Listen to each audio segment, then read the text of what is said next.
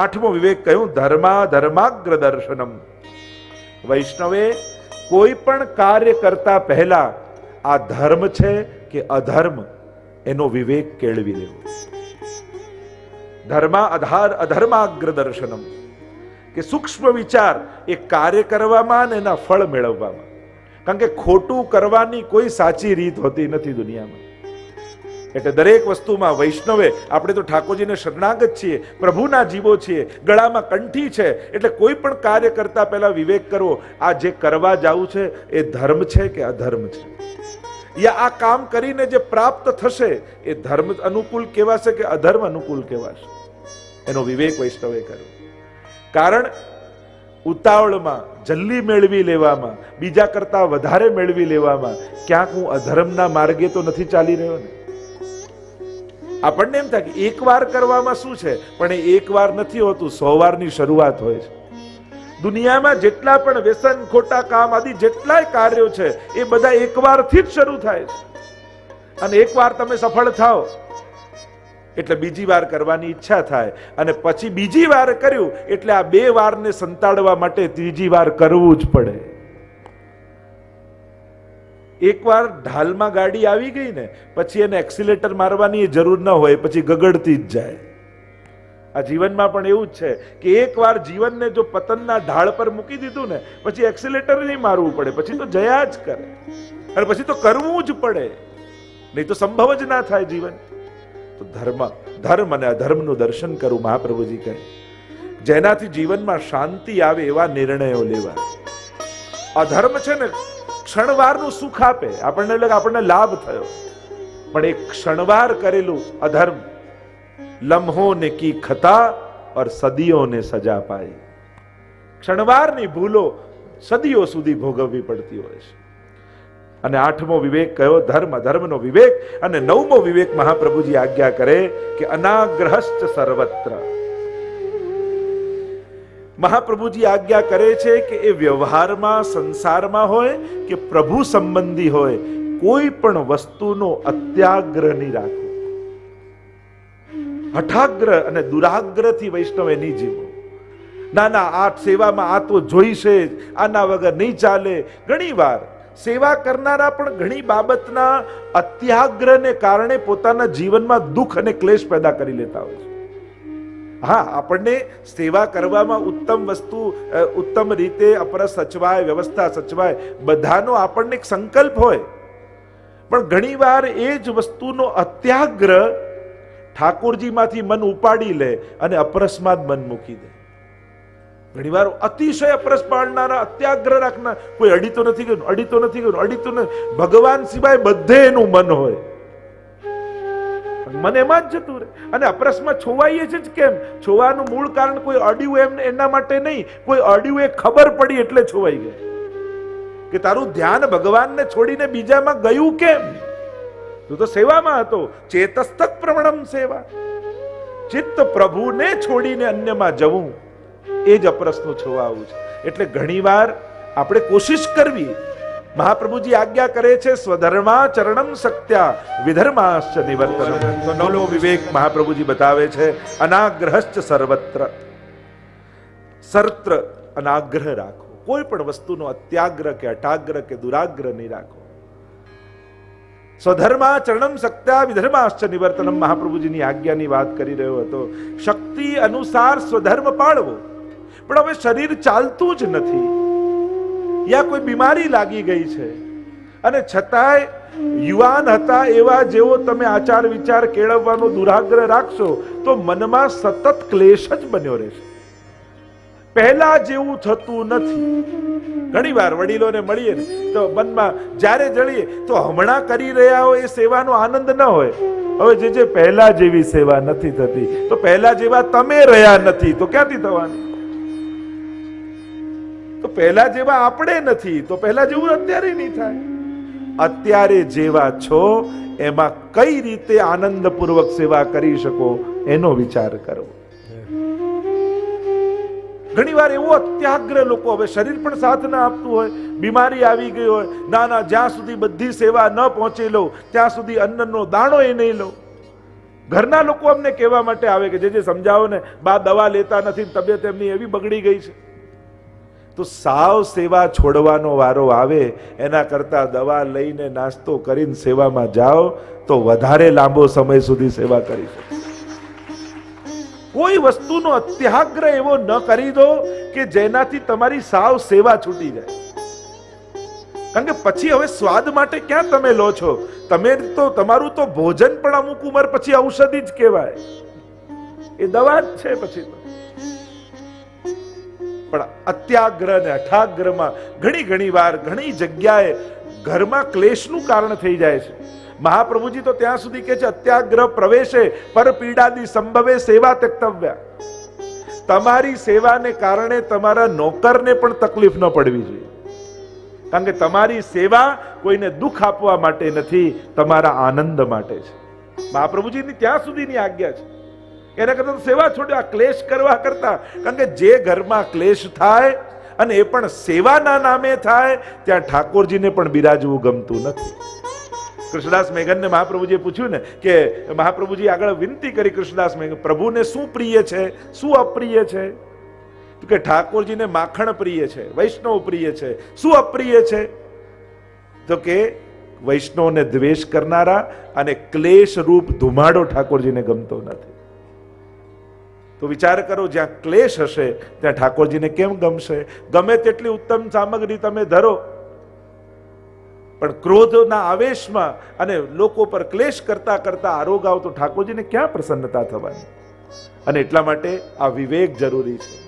સેવા કરીએ બધું જ બરાબર, પણ વિવેક વગર પ્રસન્નતાનું કારણ આપણે નથી બની શકતા.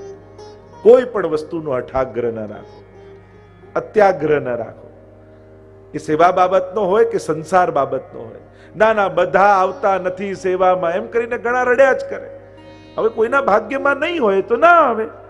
આપણે કોશિશ કરવી, પ્રયાસ કરવો, પણ બીજા ના આવે એટલે આપણો સેવામાં ક્લેશ થઈ જાય, એ ઉત્તમ પક્ષ નથી. સામેવાળાઓને બહુ કહેવા કરતા ઠાકોરજીને વિનંતી કરવી કે પ્રભુ આ બધાને સેવામાં ખેંચો, તો ઠાકોરજી ખેંચશે. પણ બીજાને બહુ ટોક કર્યા કરશો તો હશે એમાંથી દૂર જતા રહેશે. સેવા એ આનંદ છે.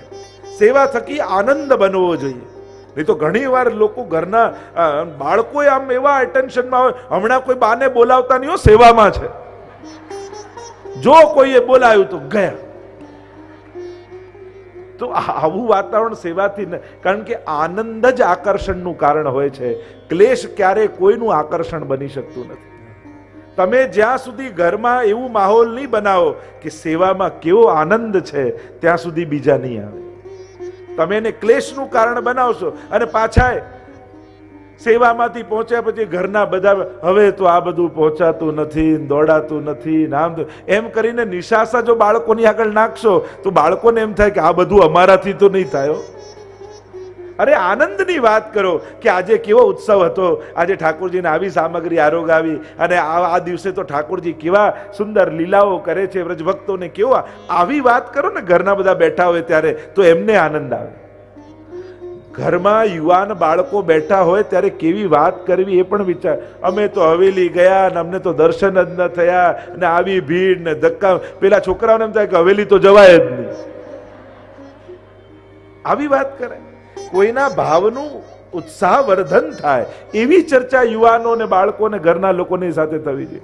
તમારા સેવામાં શ્રમ અને થાકની વાત જો પરિવાર આગળ કરશો ને તો કોઈ સેવામાં નહીં જાય. ઉત્સાહ, આનંદ અને મનોરથની વાત કરશો કે કેવો આનંદ છે. તમે પુરાણો કથાઓની વાત કરો, પણ ક્યારે પોતાને ભાવનું શેર કર્યું? ક્યારેક બાળકો બેઠા હોય, વહુઓ બેઠા હોય ત્યારે ચર્ચા કરી કે જો બેટા આજ સુધી જીવનમાં કેવા સુખ દુઃખ સંકટ વિપત્તિ સુખ બધું જ આવ્યું, પણ ઠાકોરજીના ચરણ પકડી રાખ્યા ને તો ઠાકોરજીએ બધેથી આપણને પાર કરી દીધા. બેટા બીજું કંઈ ન કરે તો ઠાકોરજીના ચરણ પકડી રાખ્યા. તને જીવનમાં ગમે તેટલા સંકટો આવશે, ઠાકોરજીને પકડી રાખીશ ને એ બધેથી તને પાર કરશે. આવી વાત કરશો ને એનો પ્રભાવ વધારે પડશે. પણ ક્લેશ, થાક અને અત્યાગ્રહ, અઠાગ્રહ, હવે તો આવું જલ મળતું નથી, આવી સામગ્રી મળતી નથી, આ થતું નથી, હવે તો નીચે બેસાતું નથી, તો ખુરશી પર બેસીને કરો. પણ નથી જ થતું અને પરાણે કરવા જશો તો પછી એવી દશા થશે કે 2 ડગલાય નહીં ચાલી શકો. મહાપ્રભુજી ના કહે છે, કોઈ પણ વસ્તુનો હઠાગ્રહ કે અત્યાગ્રહ, વૈષ્ણવને એક જ આગ્રહ હોવો જોઈએ કે મારો ઠાકોરજી રાજી કેમ થાય. બસ એને એ આગ્રહ રહેશે ને તો બધું જ બરાબર થશે. પણ કોઈ વસ્તુ, વ્યક્તિ, સંજોગ, પરિસ્થિતિનો આગ્રહ થયો તો ક્લેશ સિવાય કંઈ નહીં મળે. તો આમ 9 પ્રકારના વિવેક મહાપ્રભુજી આપણને સમજાવ્યા. આગળ મહાપ્રભુજી આપણને ધૈર્ય સમજાવે છે કે વૈષ્ણવનું ધૈર્ય કેવું હોય. અને આ 5 શ્લોકમાં હવે ધૈર્યની ચર્ચા કરતા મહાપ્રભુજી આજ્ઞા કરે. મહાપ્રભુજી ધૈર્યને સમજાવતા આપણે સંક્ષિપ્તમાં સમજીએ. 3 પ્રકારના દુઃખોને સહન કરવા એ જ વૈષ્ણવનું ધૈર્ય છે. 3 વસ્તુ હોય. એક છે દુઃખોથી ભાગવું, એક છે દુઃખોથી લડવું, અને ત્રીજું છે દુઃખોને સહન કરી લેવા. દુઃખોથી ભાગશો તો દુઃખોને તમે મોટા કરી લેશો. કારણ કે દુઃખ કરતાંય દુઃખનો વિચાર વધારે મોટો હોય છે, વધારે ભયંકર હોય છે. આમ થશે તો, આ તોનો જે વિચાર છે ને વધારે દુઃખ કરનારો હોય. અને એટલા માટે ભગવાન પાસે જઈને એમ ન કહો કે આટલું મોટું દુઃખ છે, પણ દુઃખને જઈને કહો કે મારો ભગવાન બહુ મોટો છે. દુઃખની આગળ ભગવાન મોટો છે એ ભાવનો વિચાર કરો. દુઃખ તો જીવનની એક ઘટમાળ. તમે સુખ માંગો ને કે મને સુખ જોઈએ છે એમ ભગવાન પાસે માંગો, એનો અર્થ તમે બીજી રીતે દુઃખ માંગી જ રહ્યા છો. કારણ સુખમાં તમે નાશવંત વસ્તુ જો માંગી છે તો એક દિવસ નાશ થશે. અને એ જ, કારણ કે દુઃખ બીજા કોઈ રૂપમાં હોતા નથી. સુખનું જ વિકૃત રૂપ, સુખનું જ નાશવંત રૂપ એ દુઃખ છે. એટલે કે તમે એવો કોઈન માંગો છો કે મને કિંગ હોય જેમાં એવો કોઈન આપ, મારે ક્રોસ નથી જોઈતો. તો ખાલી કિંગ હોય ને એને ખોટો રૂપિયો કહેવાય. પણ પાછળ ક્રોસ છાપેલો હોય, આગળ કિંગ ને પાછો ક્રોસ, ત્યારે સાચો રૂપિયો બને. એટલે કે કિંગ માંગીને પણ તમે અજ્ઞાત રૂપે ક્રોસ માંગી જ રહ્યા છો. એટલે કે સુખ માંગીને પણ તમે અજ્ઞાત રૂપે દુઃખ યાચી જ રહ્યા છો. કારણ કે એવી કોઈ ગાડી માંગી તો એવી કોઈ ગાડી નથી જે અમુક વર્ષ પછી બગડવાની નથી. તમે કોઈ સ્વજનો માંગ્યા તો એવા કોઈ નથી જે બીમાર નહીં પડે, નાશ નહીં થાય. અશોચ્યાનંદ શોચસ્ત્વમ પ્રજ્ઞાવાદાંશ ભાષસે ગતાસૂન ગતાસૂંશ્ચ નાનું સોચંતી પંડિતા. ભગવદ ગીતા में भगवान कहते हैं कि तू नाशवंत वस्तुने मांगे છે અને પંડિતો જેવી વાત કરે છે અને એવી ઈચ્છા રાખે કે આ વસ્તુઓ ક્યારે મારી પાસે જાય નહીં. આ તો તારી કલ્પના છે. વાતો પંડિતો જેવી કરે છે, માંગણી મૂર્ખો જેવી છે. ક્યાંક આપણી જોડે એવું નથી હોતું. માંગણી મૂર્ખ જેવી હોય ને આશાઓ ને વાતો પંડિતો જેવી હોય. ભગવાનની કૃપાથી આ મળ્યું, પણ આ જવાનું છે એ તને ખબર છે, પણ હમણાં તું એ યાદ કરવા નથી માંગતો. તો કાયમી સુખ, નિત્ય સુખ તો પ્રભુ સિવાય બીજામાં છે જ નહીં. અને એટલા માટે અહીંયા મહાપ્રભુજી કહે છે ત્રિદુઃખ સહનમ ધૈર્યમ. તો દુઃખથી ભાગવું નથી, દુઃખથી લડવું નથી, નહીં તો થાકી જઈશું. દુઃખ નાનું કરવાનો એક જ ઉપાય છે, જે દુઃખો આવે મારે સહી લેવા છે. કારણ કે આ દુઃખો મારા જ કોઈ કર્મોને કારણે મને મળ્યા છે. માણસની તકલીફ એ કે પાપ કરવામાં એને મજા આવે અને દુઃખ ભોગવવું ગમતું નથી. પાપ કરવામાં મજા આવે છે પણ દુઃખ નથી ભોગવવું. લીમડાના બીજ વાવીને કેરી અને આંબાની પ્રતીક્ષા કરો તે તો મૂર્ખતા કહેવાય. જે બીજ વાવો એ જ ઉગે.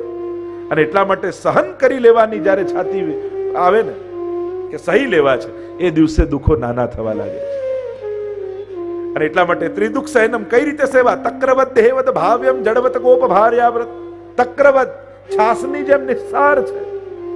એમાં ઉદાહરણ ગોપ ભાર્યા આદિનું આપવામાં આવે છે કે કેવી એક ગોપની સ્ત્રી હતી અને એના જીવનમાં કેટલા દુઃખો આવ્યા, કેવા કલ્પના ન કરી શકાય એવા. એના પતિ મરી ગયો, રાજા ઉપાડીને લઈ ગયો, ગણિકા બનાવી દીધી ને અનેક અનેક દુઃખો એના જીવનમાં આવ્યા. અને પાછા કોઈ ગુવાળ જોડે એના વિવાહ થયા અને ત્યારે માટલામાં માથે લઈ પાણી ભરી અને ગુવાળનો જલ જઈ રહી છે એટલામાં આને ઠેસ વાગી, હાથમાંથી માટલું છૂટ્યું, પાણી ઢોળાઈ ગયું. બધા દુઃખી થાય, અરે તારી જોડે આવું થયું, તારું માટલું ઢોળાયું, તારું પાણી ઢોળાયું. ને પેલી ગોપ કન્યા હસવા લાગી એટલે કે હસે છે શા માટે? પાણી ઢોળાઈ ગયું. એને કે જીવનમાં મેં એટલા એટલા દુઃખો જોયા છે ને કે આ જોઈને તો મને હસવું આવે.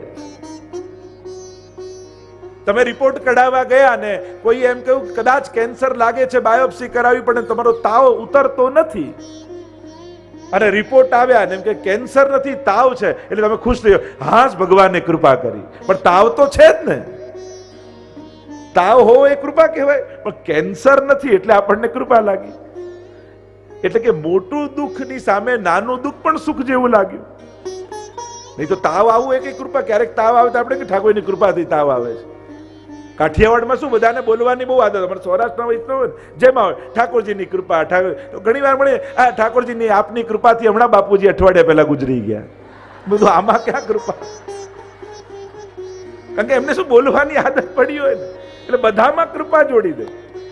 વિવેક માટે બરાબર છે, પણ ઘણી વાર આપની કૃપાથી હમણાં 2 બાટલા ચડાઈને આવ્યો.